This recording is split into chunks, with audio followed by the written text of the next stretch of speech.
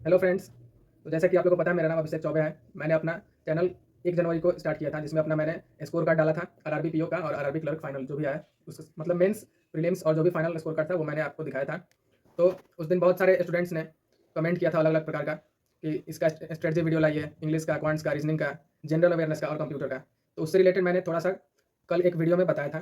ठीक है। तो उस वीडियो में जो मैंने अपना फेस टू फेस पहला वीडियो डाला था यूट्यूब पे, उसमें मैंने बताया था कि कहाँ से हम लोग प्रिपरेशन कर सकते हैं, कैसे कैसे कौन से मॉक टेस्ट हमने लगाए थे। तो फिर उसमें भी बहुत सारे अलग अलग कमेंट्स आए थे कि हमें इस सब्जेक्ट का स्ट्रेटजी वीडियो बनाइए, आपने कैसे प्रिपेयर किया। फिर उसमें और भी 2 स्टूडेंट्स ने कमेंट किया था कि ईडब्ल्यूएस के बारे में बताइए। मतलब जो हमने बिहार में, हम बिहार से हैं, तो बिहार में हमने ईडब्ल्यूएस कैटेगरी से फिल किया था फॉर्म। तो ईडब्ल्यूएस के बारे में वे लोग पूछ रहे थे। तो मैंने सोचा कि ईडब्ल्यूएस पे बहुत सारे स्टूडेंट्स को कन्फ्यूजन होता है, तो ईडब्ल्यूएस से रिलेटेड क्यों ना हम वीडियो बनाए कि सेंट्रल लेवल, स्टेट लेवल, इसमें क्या अंतर है ईडब्ल्यूएस में। ठीक है। और फाइनेंशियल ईयर कैसे हम लोग देखते हैं, जैसे कि इनकम जो होता है वो पिछले फाइनेंशियल ईयर का होता है और ईडब्ल्यूएस हमारा अगले फाइनेंशियल ईयर में बनता है। ठीक है। तो हम अपने लैपटॉप पे आपको बताते हैं कि कैसे हम लोग देखेंगे। तो दोस्तों, अपने लैपटॉप पे मैं आपको बताता हूँ कि सेंट्रल लेवल सर्टिफिकेट मतलब ईडब्ल्यूएस और स्टेट लेवल में क्या अंतर होता है। ठीक है। तो पहले हम लोग गूगल पे चलते हैं और इसमें यहाँ देखते हैं criteria for central level EWS.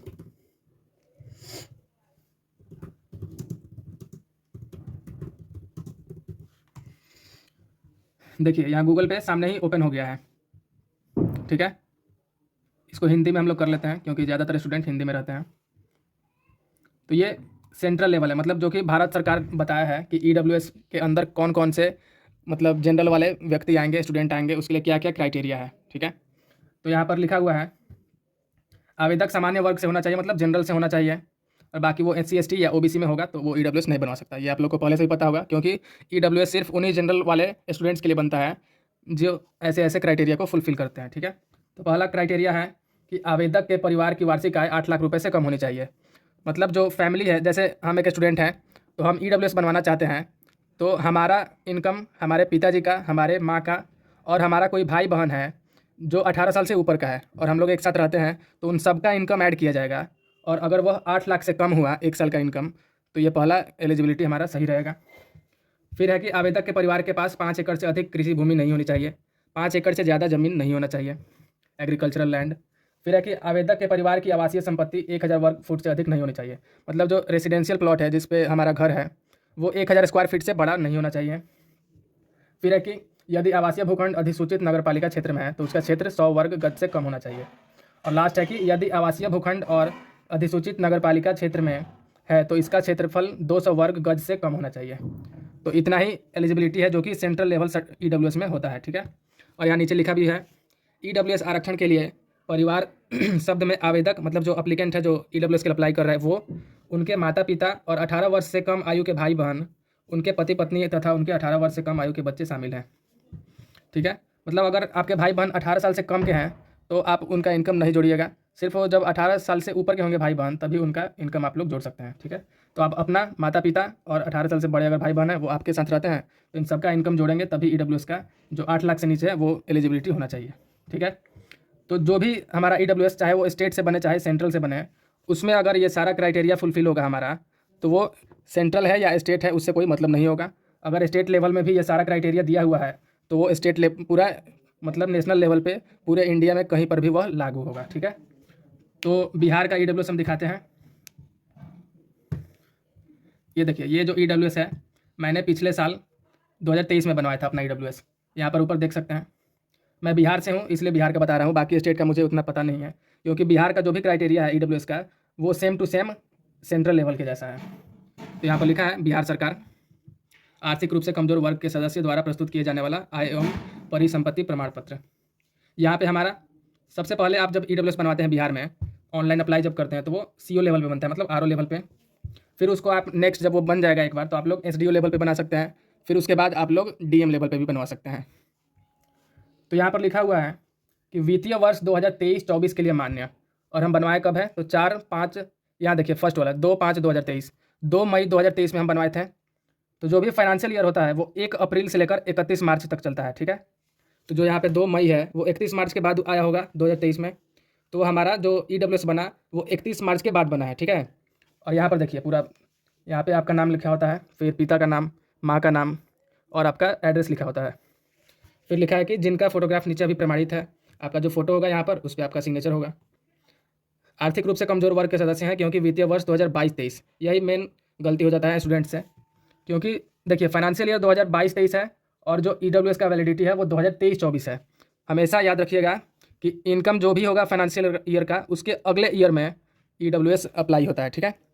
जैसे 2022-23 का मतलब कि 2022 में 1 अप्रैल से लेकर 2023 का 31 मार्च तक जो भी इनकम होगा उसके बेसिस पे आपका पहले इनकम सर्टिफिकेट बनेगा। फिर से सुन लीजिए, 2022 से 1 अप्रैल और 2023 का 31 मार्च तक जो भी होगा इनकम, उसका इनकम सर्टिफिकेट आपका बनेगा। अगर 8 लाख से नीचे है और भी ये भी जो भी ये एलिजिबिलिटी है आप लोग फुलफिल करते हैं, तभी ईडब्ल्यूएस आपका बनेगा, ठीक है।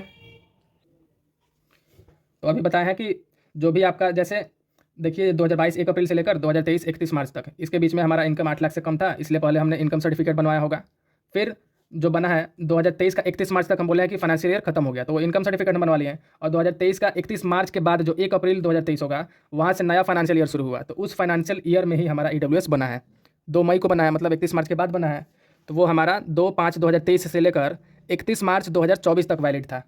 इसलिए फिर इस साल जब 2024 साल आया तो उसमें हमको नया ईडब्ल्यूएस बनवाना पड़ा। और इसमें जो भी क्राइटेरिया है बिहार के ईडब्ल्यूएस में, वही same to same central level के जैसा है। देखिए इसको हम छोटा करके दिखाते हैं एक बार। अभी देखिए इसको छोटा कर दिए और अभी जो सेंट्रल लेवल का था उसको भी दिखाते हैं।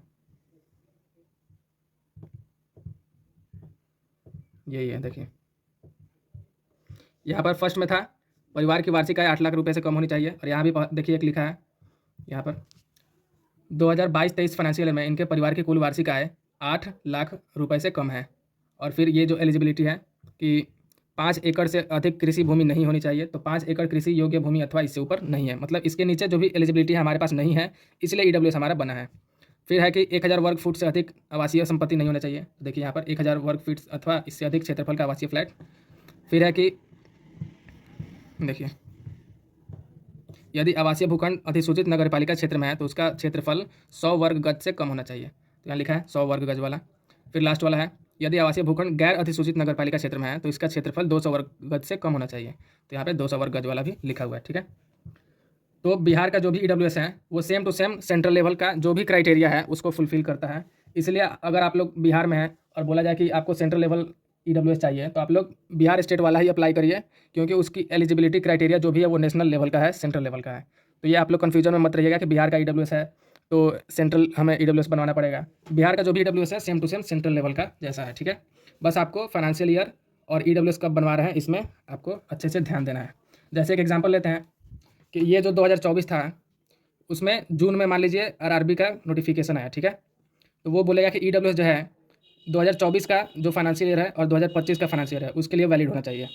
जैसे 2024 के जून में आया नोटिफिकेशन, जैसे देखिए आपको कॉपी पे समझाते हैं। मान लीजिए 2024 में जून में नोटिफिकेशन आया है, ठीक है, आरआरबी का। तो वो बोलेगा कि जो आपका ईडब्ल्यूएस होगा वो 2024 का होना चाहिए, मतलब 2024 में बना होना चाहिए। तो 2024 में कब बनेगा, तो 2024 का 1 अप्रैल से जो बना होगा ईडब्ल्यूएस वही बनना चाहिए। 2024 में 1 अप्रैल के बाद आप लोग जो ईडब्ल्यूएस बनवाए होंगे तभी 2024 का जो जून में नोटिफिकेशन आया उस नौकरी के लिए आप लोग ये ईडब्ल्यूएस दे सकते हैं। तो जब ईडब्ल्यूएस आप लोग 1 अप्रैल के बाद बनवाएंगे तो जो इनकम होगा हम बोले हैं कि 1 साल पहले का फाइनेंशियल ईयर का होना चाहिए। तो इनकम जो होगा आपका 2024 का 31 मार्च के पहले का होना चाहिए, ठीक है। 2024 का 31 मार्च के पहले का इनकम होना चाहिए और 2024 का 1 अप्रैल से जो नया फाइनेंशियल ईयर शुरू हुआ इसमें आपका ईडब्ल्यूएस बना होना चाहिए। तो ये इनकम कब तक का होना चाहिए, तो 31 मार्च से पहले का, और कब से, तो 1 अप्रैल 2023, क्योंकि 1 अप्रैल में अभी हम बोले हैं फाइनेंशियल ईयर शुरू होता है नया, तो 1 अप्रैल 2023 से लेकर 31 मार्च 2024 तक एक फाइनेंशियल ईयर होता है। तो इसमें आपका इनकम बनेगा और 2024 में 31 मार्च के जस्ट बाद 1 अप्रैल से आपका ईडब्ल्यूएस बनेगा। तो इनकम हमेशा 1 साल पहले फाइनेंशियल ईयर का होता है और जब नेक्स्ट फाइनेंशियल ईयर शुरू हुआ तब आपका ईडब्ल्यूएस बनता है, ठीक है। तो यही था ईडब्ल्यूएस का जो भी मतलब क्राइटेरिया है, इसमें आपको कोई घबराना नहीं है। बस फाइनेंशियल ईयर और वो वैलिड कब का है इसको आपको ध्यान में रखना है, क्योंकि इसी में ज़्यादातर बच्चे गलती कर देते हैं। नोटिफिकेशन आ जाता है उसके बाद सोचते हैं कि जब पूरा फाइनल रिजल्ट आएगा तब हम ईडब्ल्यूएस बनाएंगे, तब तक लेट हो जाता है, फाइनेंशियल ईयर चेंज हो जाता है, फिर आप लोग बनाते हैं तो वो गलत हो जाता है, अमान्य होता है, फिर आप लोग बाहर हो जाते हैं एग्जाम से, ठीक है। तो यही था ईडब्ल्यूएस के बारे में। तो स्टूडेंट्स मैंने आपको समझा दिया कि ईडब्ल्यूएस का जो भी कन्फ्यूजन है वो कैसे हम लोग देखते हैं, सेंट्रल लेवल और स्टेट लेवल में क्या अंतर है। तो हमने स्पेशली बिहार के स्टूडेंट्स के लिए बताया है क्योंकि हम बिहार से हैं तो हमको बिहार के बारे में पता है। बाकी सारे स्टेट्स में बहुत सारे अलग अलग स्टेट्स हैं जहाँ पर स्टेट का जो EWS होता है उसका क्राइटेरिया अलग होता है, और जो सेंट्रल लेवल का हम आपको दिखाएं उसका क्राइटेरिया अलग होता है। तो आप लोग स्टेट वाला अगर बनाएंगे तो सेंट्रल में वैलिड नहीं होगा, ठीक है। लेकिन जो बिहार का है वो criteria same to same central level के जैसा है EWS का, इसलिए जो बिहार स्टेट का आप लोग बनवाएंगे EWS वो सेंट्रल लेवल पे कहीं भी वैलिड होगा, ठीक है। तो उसमें क्या फाइनेंशियल ईयर होता है इसका कन्फ्यूजन हमने आपको क्लियर कर दिया, और सेंट्रल और स्टेट लेवल EWS में क्या अंतर है वो भी हमने कन्फ्यूजन क्लियर कर दिया, ठीक है। तो अगर आपको ये वीडियो हेल्पफुल लगे तो आप लोग इस वीडियो को लाइक करें और चैनल को सब्सक्राइब करें, और आगे हम जो वीडियो डालेंगे उसमें स्ट्रैटेजी बताएंगे अलग अलग सब्जेक्ट्स की, और कैसे मैंने प्रिपरेशन किया, कितने घंटे डेली पढ़ता था, मेरा रूटीन क्या था, इसके बारे में भी हम आपको बताएंगे। Okay friends, thanks for watching.